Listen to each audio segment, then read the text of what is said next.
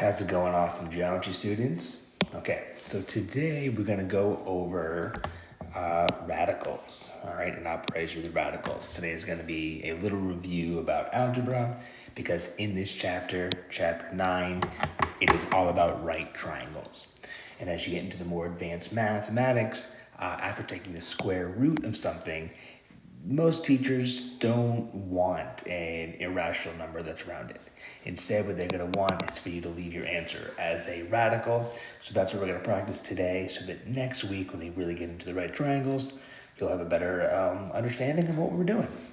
So before we start, I do want to talk about how let's do the vocabulary first, then we'll talk about how we deal with the radicals. Now, radicals are really in this form right here, where that number in front, a, is our coefficient.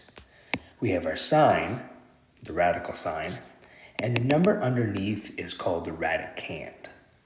One thing I do want to tell you about is this little n that sometimes appear. Now the n is called the index.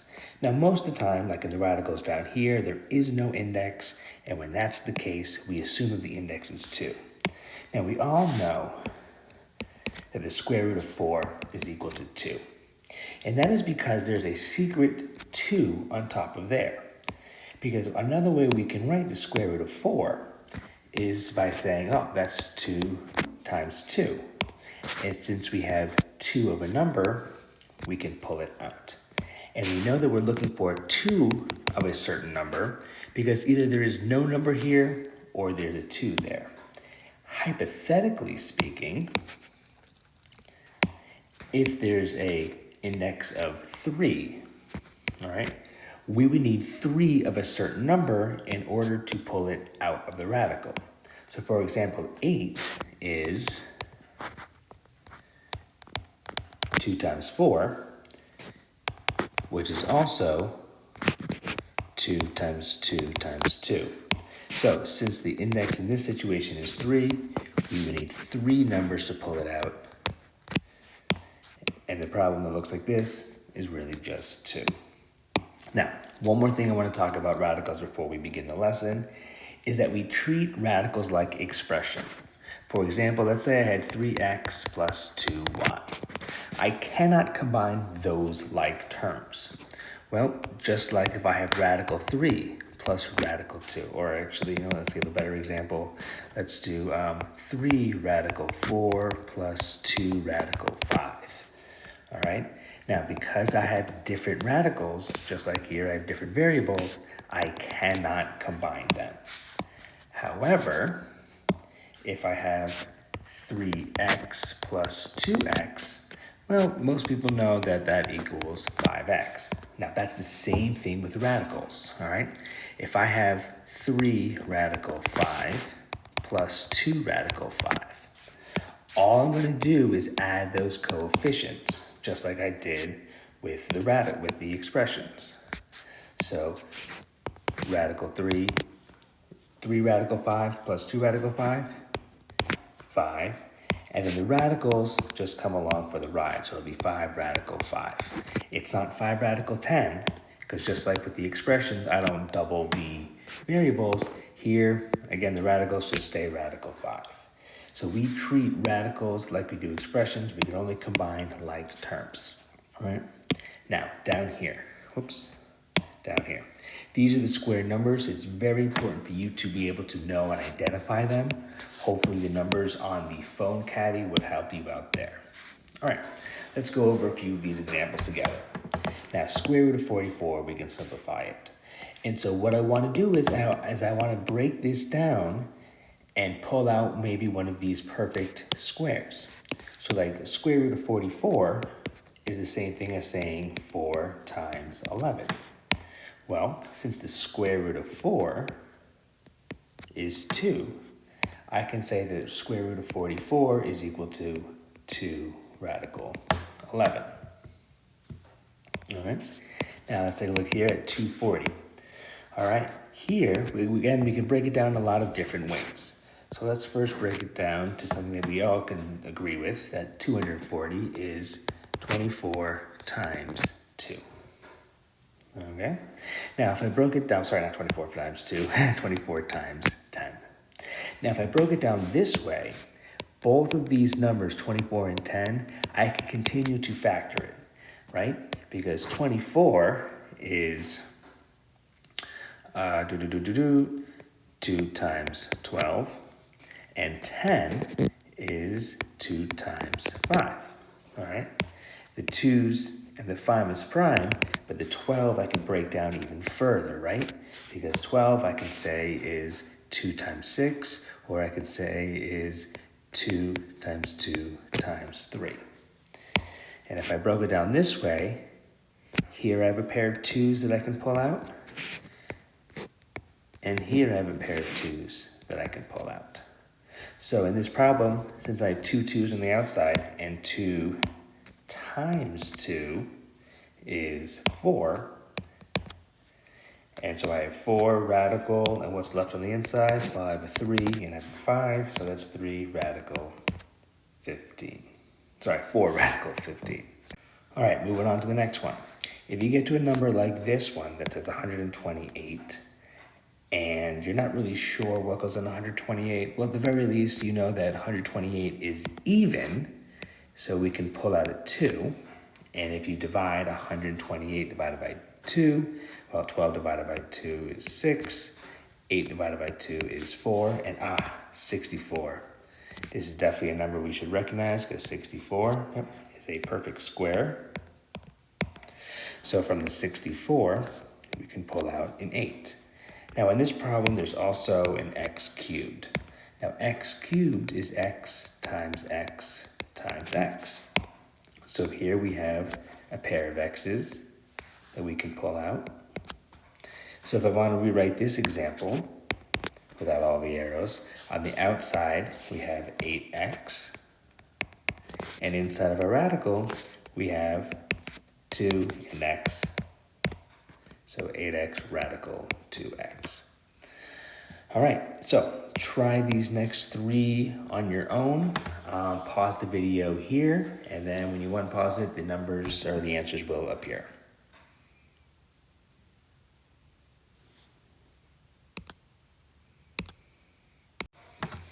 All right, so here are the answers to the next ones.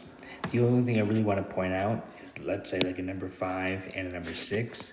When you pull out a number and there's already a number on the outside, we're going to multiply them together.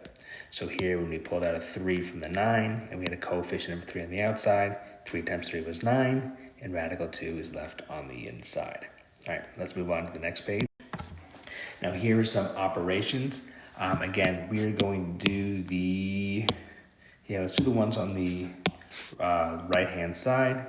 And then please, after the video, I want you to complete these examples, and you can check your work on Canvas. The filled-in answers are all up on Canvas.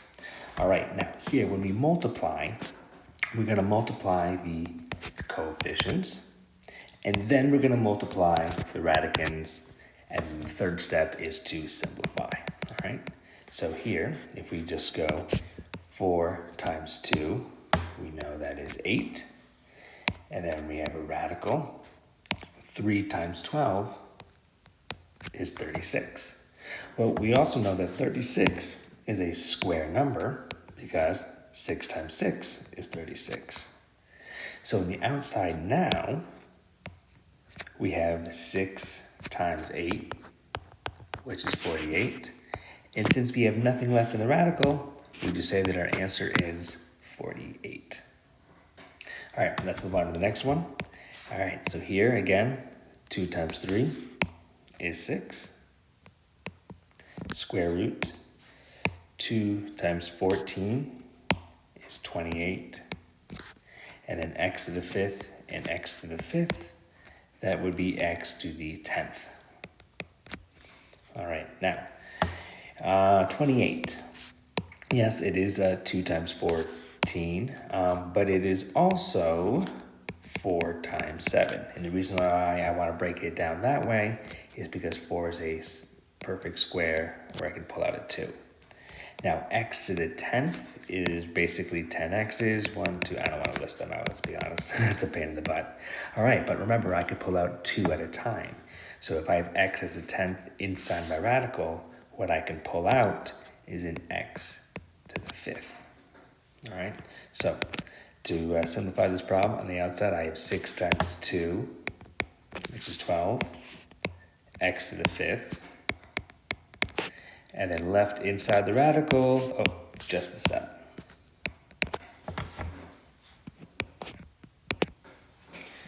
All right, let's move on to the next one here. All right, now again with subtraction. So earlier in the lesson, I said that we can't combine unlike terms.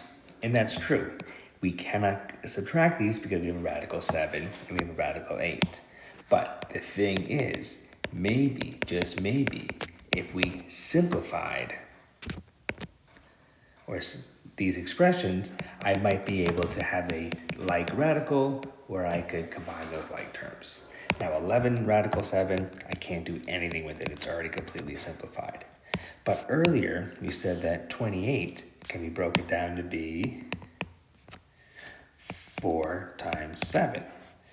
So with a 4 here, I can pull it out at 2.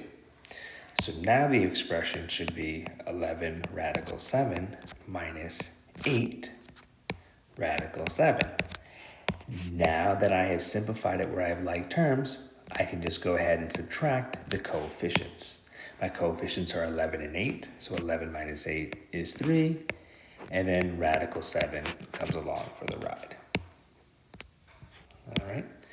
Now the next one here, this one looks a little complicated, but I promise you it's not. I'm just going to erase a little bit up here to give me a little more working room. All right. Now, first thing here, we have a monomial on the outside and a binomial on the inside. So really this is just a fancy distributive property problem. All right, so let's distribute.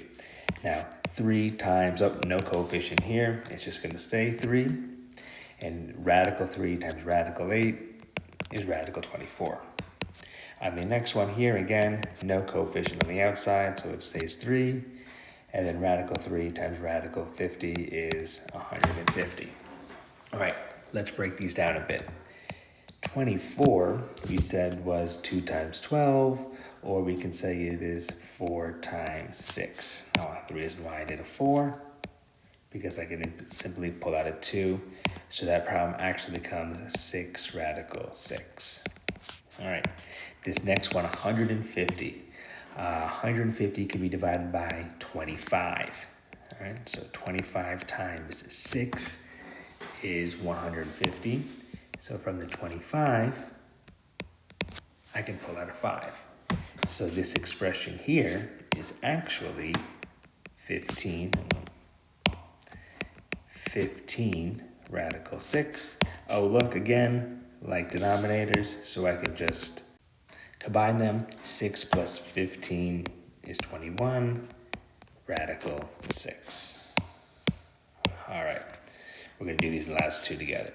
Now, here is a rule with radicals. I didn't come up with the rule, I just have to follow it. But the rule says that we can never, ever, ever end with a radical in our denominator. All right, so we have to basically, when we see this, we have to get rid of the radical in the denominator. Now, what we're going to do is we're going to technically multiply by 1. But we're not going to call it 1. We're going to call it some kind of fraction that's going to help me get rid of the radical.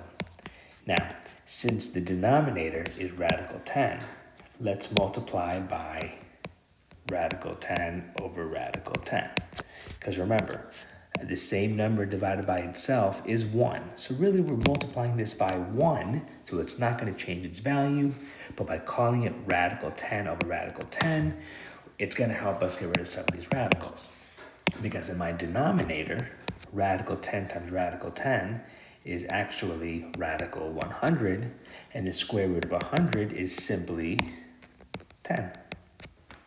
All right, now if I take a look at my numerator, I have 2 times radical 10, like that. All right, now let's see if I can simplify.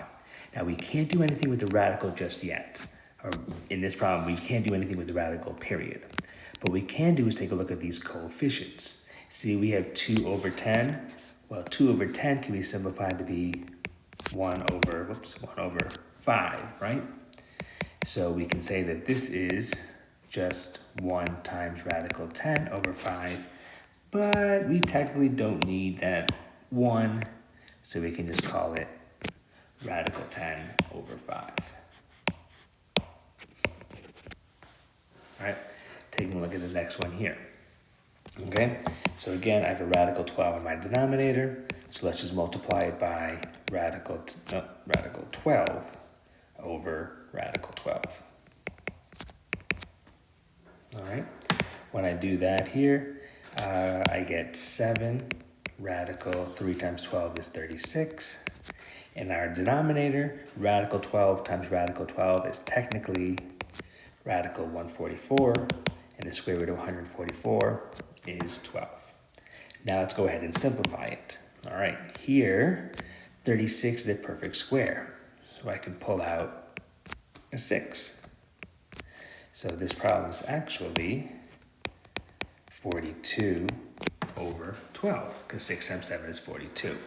But then again, fractions, I should always look to simplify. If you're not sure what goes into 42 and 12, just start with 2. We know that 2 can go into 42 for 21 times, and 12, if I divide that by 2, I get 6. A 3 can go into both 21 and 6. 21 divided by 3 is 7, and 6 divided by 3 is 2.